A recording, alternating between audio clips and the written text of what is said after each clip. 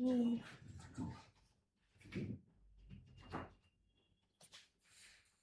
बच्चों हम लोग देखते हैं आज रैशनल डायफेंटाइन इक्वेशन। ये काफी बच्चों का एक डाउट रहता है कि इस तरह की इक्वेशंस को कैसे सॉल्व करें, जहां पे दो रैशनल नंबर्स का सम तीसरे किसी रैशनल नंबर के बराबर होता है। तो इसके लिए मैंने नाम दिया है रैशनल डायफेंटाइन इक्वेशन। इसको रैशनल डायफेंटाइन इक्वेशन बोलते हैं। क्या तरीका होता है, जल्दी से इस पे बात करते हैं। हम लोग क्या करेंगे, एक नॉर्मल सिंपल सी अप्रोच हमारी क्या रहती है कि अगर हमें रैशनल चीजें दी रहती है, अगर डिनोमिनेटर्स होते तो एलसीएम कर लेते थे। एलसीएम करने के लिए इसको यहां पहुंचा दिया, इसको यहां पहुंचा दिया, तो हो जाएगा x plus Y upon X Y is equal to 1 upon 2026। LCM कर लिया। क्रॉस मल्टीप्लाई कर देंगे तो आ जाएगा 2026x प्लस 2026y बराबर एक्स वाई। सबको एक तरफ ले आए तो हमारे पास ये बचेगा ऐसे इज इक्वल टू 0। इसके बाद की अप्रोच काफी लोगों को समझ में नहीं आती कि कैसे करें इसको अप्रोच। तो इसके बाद हम लोग क्या करेंगे, दोनों तरफ दोनों साइड हम लोग देख रहे हैं कि यार इसके पास 2026 है, इसके पास 2026 है, ये बेचारा अकेला रह जा रहा है। तो मैंने क्या सोचा, मैंने इस तरीके से सोचा कि हम लोग 2026 को अगर मैंने इसमें और इसमें देखा होता कॉमन मुझे इसमें दिखाई दे रहा है, इसमें मुझे कॉमन दिखाई दे रहा है x। तो ये x को कॉमन लेने के बाद ये बचेगा 2026 माइनस वाई, 2026 माइनस वाई। कुछ लोग इसी सवाल को इस तरीके से भी सॉल्व करते हैं कि सेम इक्वेशन को मैं भी उसी तरीके से सॉल्व करने वाला हूं कि सेम इक्वेशन को हम लोग एक्स वाई के हिसाब से लिखते हैं, उस तरफ ले जाके इसको लिखेंगे ऐसे। फायदा ऐसे लिखने में फायदा क्या हुआ, फायदा ये होता है कि अगर हम लोग इसको और इसको देखें तो इसमें x कॉमन आ रहा है, इन दोनों में x को कॉमन निकाल देंगे तो बचेगा y माइनस 2026।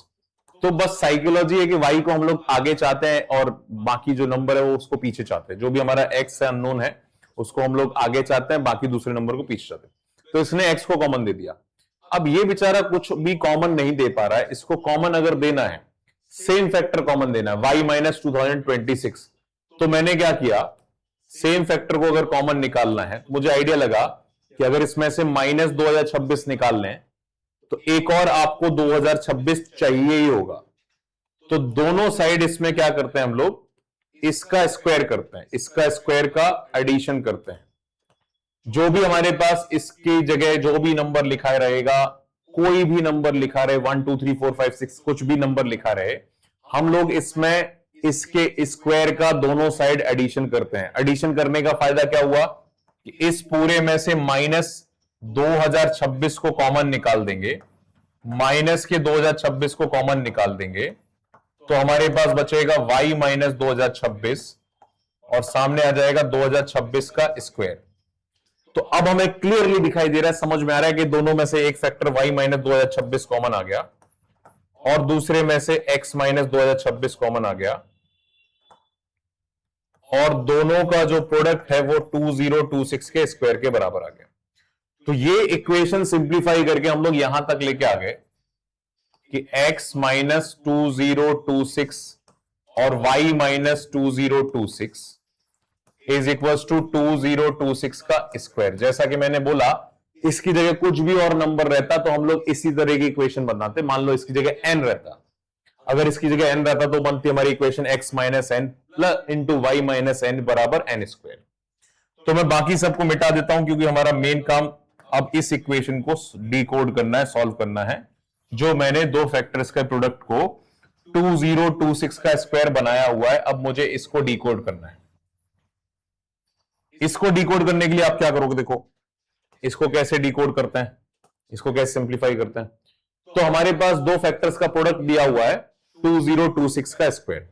अगर हमें नेचुरल सॉल्यूशन चाहिए, अगर हमें नेचुरल पेयर्स के सॉल्यूशन चाहिए, एक्स वाई, एक्स नेचुरल चाहिए, वाई भी नेचुरल चाहिए, अगर दोनों नेचुरल नंबर चाहिए तो फिर इसमें हम लोग क्या करेंगे, इसको पकड़ेंगे और इसको हम लोग इससे पूछेंगे कि भाई 2026 के स्क्वायर तुमको कितने तरीके से प्रोडक्ट ऑफ दो नंबर्स में ब्रेक किया जा सकता है।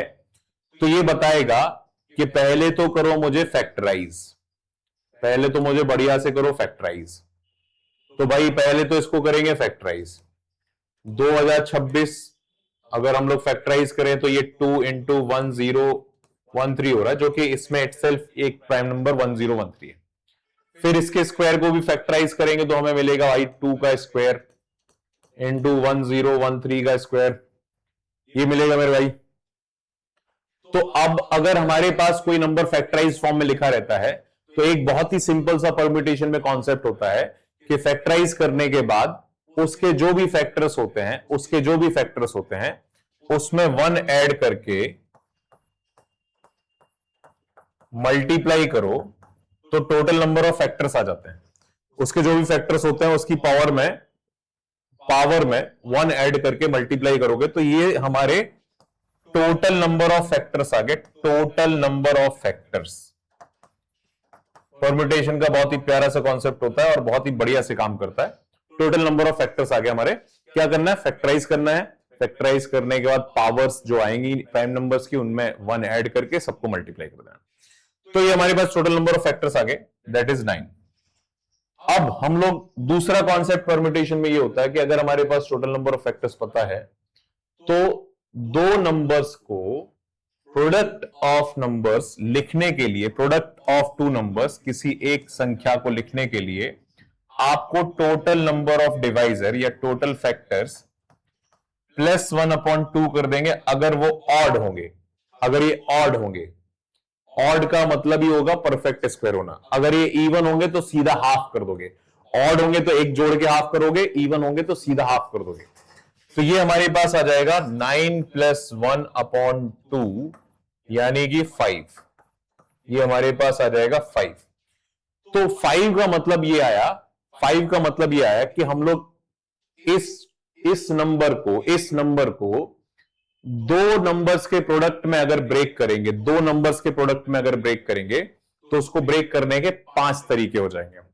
अब हमसे पूछा जाएगा कि इससे पेयर्स कितने बनेंगे। हमसे पूछा जाएगा नंबर ऑफ पेयर्स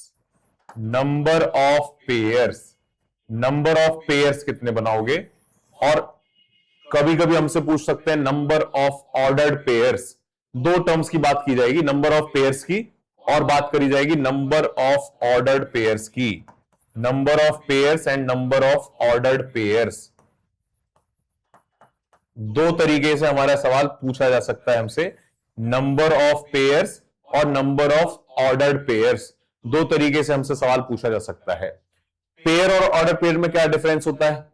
अगर हम लिख रहे हैं ए बी को, मान रहे हैं कि ए बी और बी ए को एक ही पेयर मान रहे हैं, इसका मतलब ऑर्डर से फर्क नहीं पड़ता है, तो हम लोग इसको एक ही पेयर कंसीडर करेंगे, 1 पेयर। और अगर हमें ऑर्डर से फर्क पड़ता है तो हम लोग इसको 2 पेयर कंसीडर करेंगे। उस शब्द को बोलते हैं, उस टर्म को बोलते हैं ऑर्डर्ड पेयर। फिर से सुनो मेरी बात, अगर हमें सीक्वेंसिंग से कि x पहले आएगा कि y पहले आएगा, इससे कोई फर्क नहीं पड़ता है, तो हम लोग उसको कहते हैं पेयर। और अगर हमें सीक्वेंसिंग से फर्क पड़ता है तो इसको कहा जाता है ऑर्डर्ड पेयर, अब हम लोग बात करें अगर हम लोग बात करें इसमें कि हमारे पास कितने पेयर्स बन रहे हैं, तो हमें क्लियरली दिखाई दे रहा है कि हमारे पास प्रोडक्ट के फॉर्म में 5 पेयर्स बन रहे हैं। क्लियरली समझ में आ रहा है कि हमारे पास 5 पेयर्स बन रहे हैं। 5 पेयर्स बन रहे हैं। अगर हम लोग बात करें नंबर ऑफ पेयर्स की, तो जो हमारा ये आंसर है वही हमारा आंसर हो जाएगा। नंबर ऑफ पेयर्स आ जाएंगे 5। अब बात करते हैं ऑर्डर्ड पेयर्स की। ऑर्डर्ड पेयर्स का मतलब होगा कि ऑर्डर से फर्क पड़े। तो 5 चीजों के अगर हम लोग पेयर्स बना रहे हैं तो ऑर्डर्ड पेयर नॉर्मली हमारे ऑर्डर पेयर बनने चाहिए थे 10, क्योंकि हम लोग क्या कर रहे हैं, ए और बी को इंटरचेंज करके भी पेयर बना रहे हैं। लेकिन इसके केस में एक सॉल्यूशन हमेशा ऐसा आता है, एक सॉल्यूशन ऑलवेज, इस तरह के इक्वेशन में एक सॉल्यूशन हमेशा ऐसा आता है जहां पे x और y दोनों 2n के बराबर होते हैं। यानी अगर हम इस तरह की इक्वेशन को सॉल्व कर रहे हैं तो इसमें एक पेयर हमेशा x बराबर 2n और y बराबर 2n हमेशा सेटिस्फाई करता है। 1/2n + 1/2n करोगे तो 1/n आ जाएगा। तो इसमें एक पेयर इक्वल हो गया। जब हमारे दोनों नंबर्स इक्वल हो जाते हैं, जब हमारे दोनों नंबर्स इक्वल हो जाते हैं, तो वो नंबर पेयर और ऑर्डर्ड पेयर सेम एक ही का काम करता है। तो हमारे पास 5 पेयर से, इससे हम लोग कह सकते हैं कि एक पेयर में तो सेम नंबर आ जाएगा, जो कि इसका डबल यानी 4052, 4052 आ जाएगा। वो एक पेयर हटा के बाकी के जो इसमें से 4 बच रहे हैं उनका डबल कर देंगे, बाकी के जो 4 बच रहे हैं उनका डबल कर देंगे, तो हमारे पास नंबर ऑफ ऑर्डर्ड पेयर्स आ जाएंगे 9। तो बेटा दोनों तरीके से अगर ये सवाल पूछा जाएगा, अगर खाली पेयर पूछा जाएगा तो आपको क्या करना है, आपको सीधा सीधा इसको फैक्टराइज करना है, फैक्टराइज करके इसके टोटल नंबर ऑफ डिवाइजर्स देखने हैं, टोटल नंबर ऑफ फैक्टर्स देखने हैं। अगर वो ऑड हुए तो एक जोड़ के आधा करना है, तो पेयर का आंसर वही हो जाएगा। अगर वो इवन हुए तो सीधा आधा करना है, पेयर का आंसर वही हो जाएगा, पेयर का आंसर वही हो जाएगा। और ऑर्डर्ड पेयर कितने मिलेंगे, हमें ये पता है इस सवाल में, इस पर्टिकुलर सवाल में, कि एक सेम एलिमेंट्स का पेयर मिलने वाला है, तो उसका ऑर्डर्ड पेयर एक ही बनेगा, चाहे 4052 को पहले लिख दो या बाद में लिख दो, सेम दिखाई देगा। बाकी के जो इसमें 4 पेयर बनेंगे, उसमें अगर ऑर्डर को इंटरचेंज कर दोगे तो हमें 8 ऑर्डर्ड पेयर्स मिल जाएंगे। तो इस तरीके से नंबर ऑफ ऑर्डर्ड पेयर्स हो जाएंगे 9। तो ये बड़ा मजेदार कॉन्सेप्ट होता है, बहुत ही इंपॉर्टेंट कॉन्सेप्ट होता है। आपके पास 2026 की जगह कोई और भी नंबर रहेगा तो सीधा सीधा उस नंबर के स्क्वायर, अब इसका ट्रिक बता रहा हूं, उस नंबर के स्क्वायर का फैक्टराइजेशन करके टोटल फैक्टर्स निकाल लो, क्योंकि स्क्वायर रहेगा तो ऑड फैक्टर ही आएंगे, उसका आधा करके suppose total number of factors मान लो हम लोगों ने k आए, तो हमारा आंसर हो जाएगा नंबर ऑफ पेयर्स का k + 1/2, और नंबर ऑफ ऑर्डर्ड पेयर्स का आंसर आ जाएगा 2 टाइम्स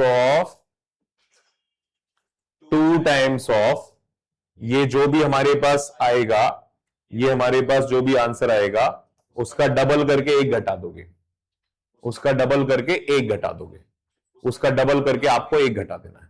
तो ये कॉन्सेप्ट होता है, बड़ा मजेदार कॉन्सेप्ट है, ठीक है।